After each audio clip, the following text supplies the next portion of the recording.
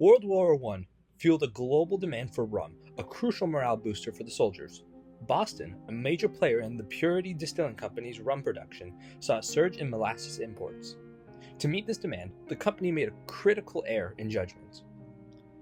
They rushed the construction of a tank, used shoddy materials, cut corners, all they had to do to get it done fast. And they all knew it wasn't right, but hey, wartime urgency. But why the rush? World War I demanded a quick increase in rum production, leading to hasty decisions about the molasses storage tank. Corners were cut, subpar steel was used, and warnings about the construction's flaws were ignored in the pursuit of rapid completion.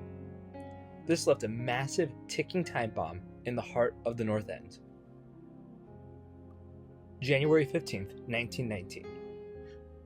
Dawned as a seemingly ordinary day in the North End. Residents went about their daily routines, unaware of the impending disaster. Little did they know, the innocent activities of this morning would forever be etched in the memories of those who survived.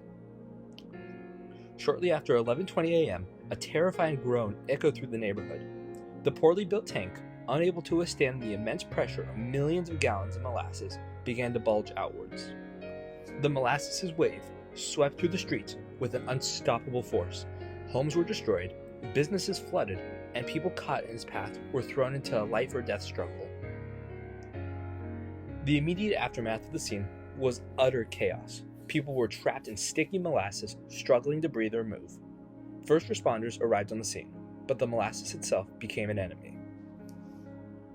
Rescuing people was a nightmare. The molasses was thick, heavy, and clung to everything. It could suffocate somebody trapped face down, and the weight of it could easily pin you down. It was like trying to pull people from quicksand, only worse. Despite the challenges, firefighters, police officers, and ordinary citizens risked their own lives to save others. They used planks, ropes, and sheer brute force to pull people from the sticky trap. The schoolhouse became a makeshift hospital, overflowing with the injured. Doctors and nurses, covered in molasses themselves, worked tirelessly to treat cuts, bruises, and even cases of hypothermia caused by the cold molasses. The dangers of the molasses went beyond just its stickiness. It could cause hypothermia, as it was surprisingly cold. Inhaling the fumes could irritate the lungs, and the weight of molasses could have easily crushed someone trapped underneath it. The cleanup was a monumental task. Horses and plows were initially used, but the molasses was too thick. Steam hoses were brought in, slowly melting the molasses and allowing it to be pumped out. The sweet smell of molasses lingered in the air for weeks, a constant reminder of the disaster. The cleanup took months, and the financial cost was staggering. Homes and businesses needed extensive repairs, and the loss of livelihoods added to the community's burden. In the aftermath of the disaster, the families of the victims and those injured sought justice.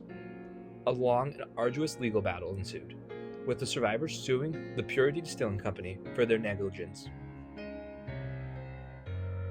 The case hinged on proving the company's negligence in constructing and maintaining the tank. It was a complicated process, but eventually a settlement was reached. While no amount of money could bring back the lives lost, the settlement offered some financial relief to the victims and their families. The North End, a community known for its resilience, began the long road to recovery. It took years for the North End to recover from the flood, but they rebuilt brick by brick, and the memory of that day will not fade. But it's a reminder of strength for their community. Today, the North End thrives. A plaque on a local building stands as a somber tribute to those lost, but the spirit of the community remains vibrant.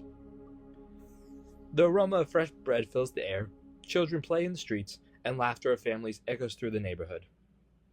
The Great Molasses Flood, a bizarre and tragic day in Boston's history, may be a distant memory, but it serves as a reminder of the importance of safety regulations and the power of community in the face of tragedy, and the sweetness that can emerge even from the stickiest of situations. Thank you all for watching, and I hope you guys enjoyed. If you did enjoy, please consider subscribing, and if the funds are available, please support our Patreon. If you have any ideas for things we should do in the future, leave them down in the comments. I'd like to hear what you have to say. And that's all. Thanks for watching. Bye.